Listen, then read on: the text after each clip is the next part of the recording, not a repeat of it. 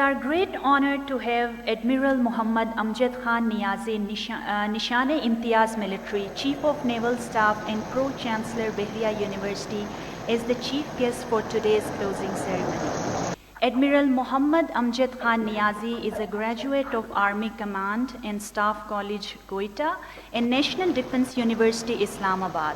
He also holds a master's degree in underwater acoustics from Beijing University of Aeronautics and Astronautics, China.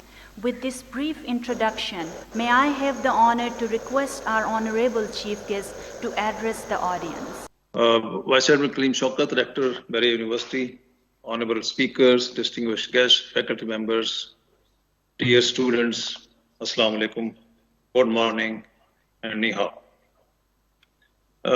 It is indeed a matter of great pleasure for me to be here at the closing ceremony of the first international conference on Pak SIno Partnership for Prospects and Challenges in Higher Education Collaboration, which has been very befittingly organized by Bahria University.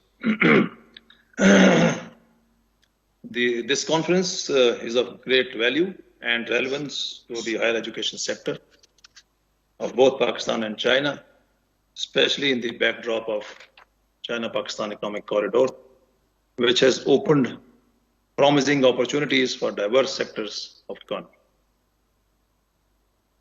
Ladies and gentlemen, I'm glad to see that the themes of the conference are very well thought out, as they encompass all major avenues of economic collaboration for the participants to discuss and present. I must appreciate the participants of the conference for their efforts and valuable input, as events like these not only add to the existing knowledge, but also generate new perspectives to benefit the members from all walks of life. I am confident that the knowledge generated as a result of deliberations in the conference sessions would adequately mitigate challenges in the way of future collaboration. In addition, the conference proceedings and publications will serve as useful source of guidance and reference for all stakeholders. Ladies and gentlemen, as you may have noticed during my introduction, that I did my master's from Beijing University of Aeronautics and Astronautics, China. Now, in this context, I would like to share some of my personal experiences and recommend a few things as part of this session. Some of the points I have randomly jotted down, and when I proceed, I may not appear as coherent, so pardon me for that. First of all, one of the participants today talked about the Chinese language, and also I heard the former president of HAK, Mr. Masood Khan, emphasizing on the learning of the Chinese language. While Mr. Sanders has said that it only contributes about 8 to 10% knowing the language, but I personally feel that it may contribute 8 to 10% as far as learning is concerned. The learning part or the classes participation in the university is concerned. But the kind of collaboration that Pakistan and China have and that we are going to have in future, I think it is more important for us to learn Chinese and the Chinese to learn English so that we understand each other better. While Mr. Sanders said that it only contributes about 8 to 10%, but my own experience was that, to get the right answer, sometimes I had to ask the same question in five different ways to the professor to be able to make him understand the question and then understand the answer myself. So the language plays a very important role, because if the instructor is not as good in English and the student doesn't know Chinese, so it becomes very difficult. Even the learning process becomes very difficult. So I think learning Chinese and some of the programs that we have initiated in Pakistan I think will do a lot of good as far as promoting Chinese language in Pakistan is concerned. More than the collaboration that we have talked about, what we need to learn from the Chinese universities is their learning environment and the learning and the teaching methods that they used. I have narrated this at a number of places. That in that university where I studied, there were 3 distinct sessions. And first, before that, I explain that, let me also share with you that the Chinese universities have a lot of accommodation for the students as well as the faculty. So in the university that I was studying, I think 80% of the students used to live on the campus. And I believe more than 90% of the faculty used to live on the campus. So that is the first thing to start. Then 3 different distinct sessions. First session used to start at 8 o'clock in the morning till about 12. 12 to 2 was a break for the lunch and rest. The second session would commence at 2 and terminate at about 5:30 or 6. And then some of the students would return to their department after taking their supper or dinner, say around 8 o'clock. And then the last session was flexible. Someone would spend about an hour, someone would spend about 2 hours, and someone even beyond that. So if the students are present in the department for 3 distinct sessions daily, and whenever they require the faculty to be present, the faculty would also, come and join them. So this type of environment, I think, even if you don't want to learn anything, just be present for 3 sessions there, you would still gain a lot in a day. So that is the kind of environment that I saw, and I think if we can replicate 50% of it in our universities, I think we will do a lot of good to our learning environment. Another thing that I observed was that majority of the students would do their bachelor's, followed by master's, followed by their PhD, and some of them even postdoctorate in one go. So you would have a ready doctor at the age of about 30, 32 years, even some of them even younger, and look at the time that he has available to give back to the university or to the country. Then, as the university teachers, the kind of responsibility and the kind of understanding that they observed towards the national cause, I'll just narrate one incident. During my stay from 97 to 99 in China, in Beijing, one of the Chinese embassies abroad, that is in Belgrade, was bombed by the US, if you all recall. So next morning when I went into the class and I tried to sympathize with the teacher and mentioned that I feel so sorry that your embassy has been bombed. He thought for a while and replied that this has happened to us because we are weak. We have to make ourselves strong. So now look at the understanding of that professor and his commitment, that he thinks that he has to make and contribute in making China strong. And 20 years, little more than 20 years down the line, we see where China is now, much stronger than what it was 20 years ago. And I think Chinese universities, Chinese professors and students have contributed in a great deal in that.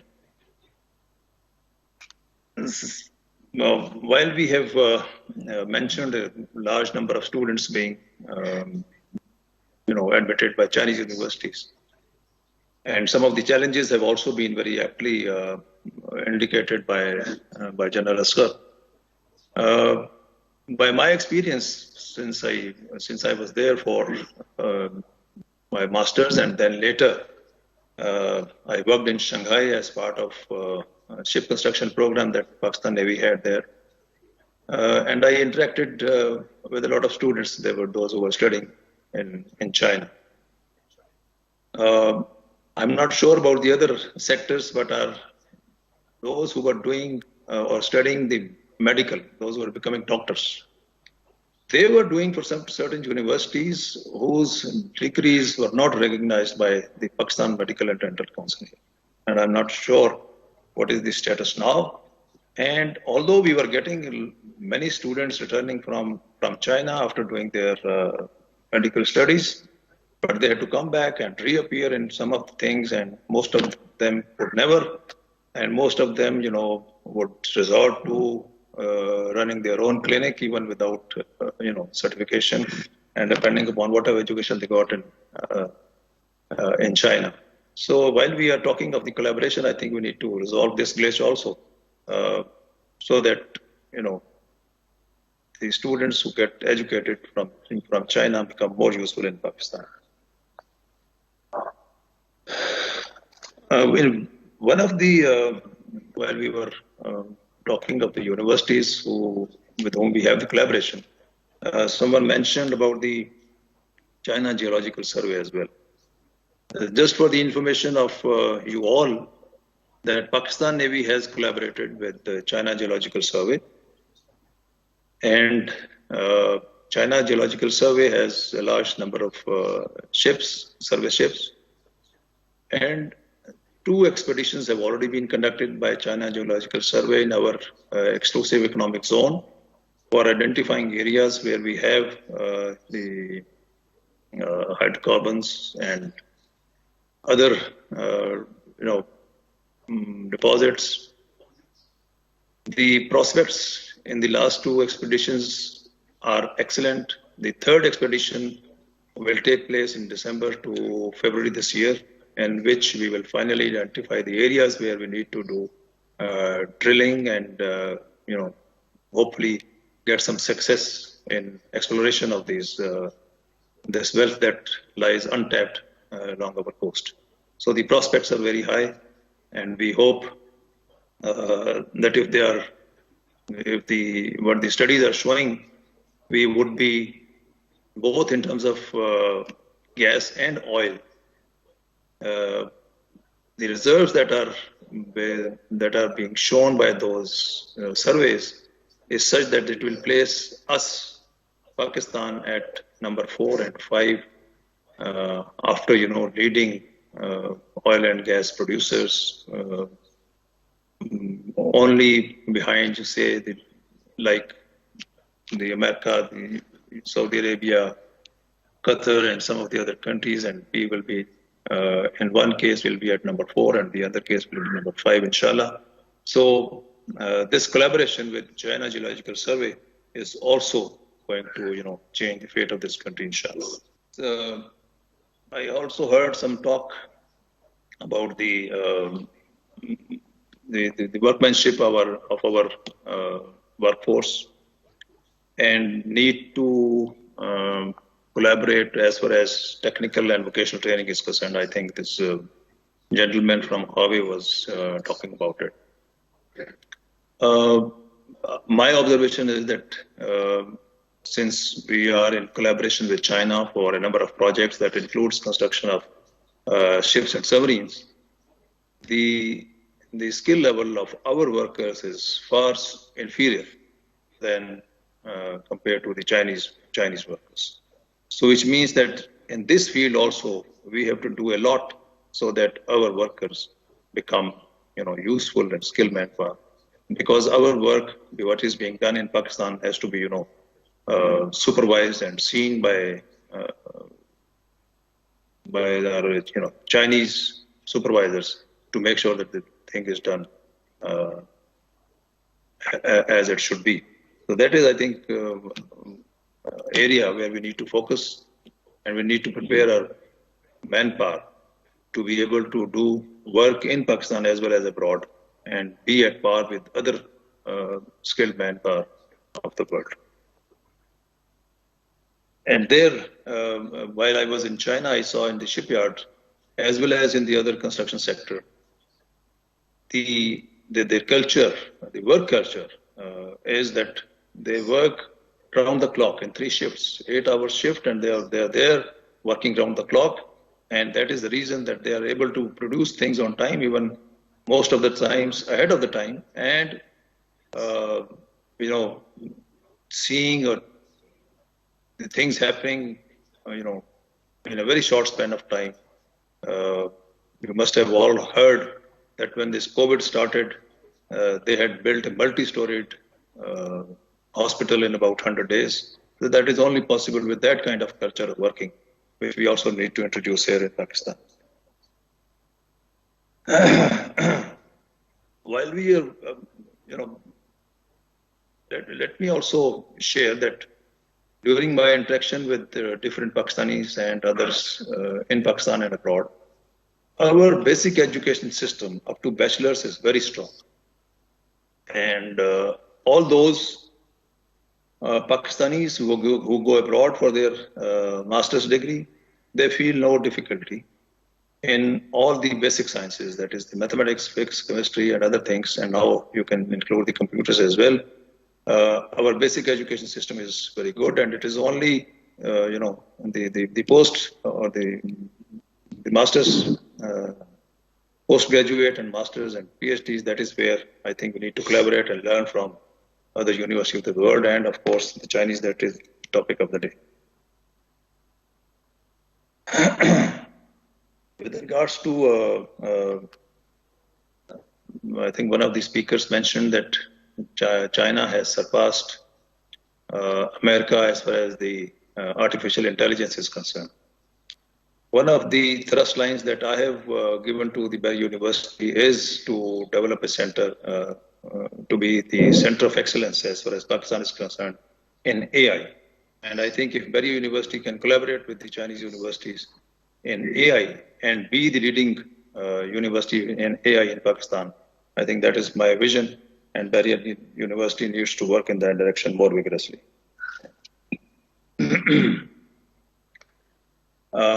Just a small point, last but not the least, this is only for our overseas speakers and even some of the Pakistanis also, that we pick up map of Pakistan from Google or elsewhere, which does not show the correct Pakistani map on the world map. So government of Pakistan has issued an official map which shows the part of Jammu and Kashmir as disputed territory, and we have shown that as part of Pakistan. I would urge the foreign participants to use the map issued by the government of Pakistan whenever they are showing Pakistan here in Pakistan and abroad. So these were some of the points that I wanted to talk about. In the end, I must compliment Bahria University for arranging this conference on a very important topic, collaboration between Pakistanis and Chinese universities in the higher education. I think it's state of the art. I thank all the participants for making this conference successful, and Bahria University for arranging such a wonderful event. I thank you all.